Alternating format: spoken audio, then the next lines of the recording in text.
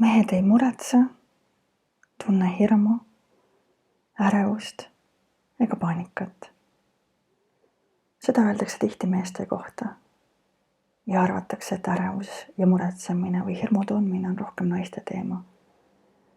Kuid kahjuks üha enam ja enam saame aru, et ärevus ja paanikahood või paanikahäire on väga ka meeste teema.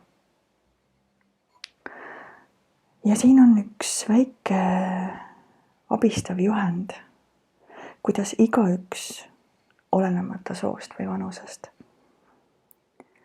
saab ärevust seljatada sisemise dialoogi näitel iseseisvalt, kodus, kiirelt. Eriti veel, kui ei ole soovi nõustaja juurde minna või probleemiga tegeleda. Dialoogi juhendi on koostanud Evelin Vahter, nõustaja ja koolitaja.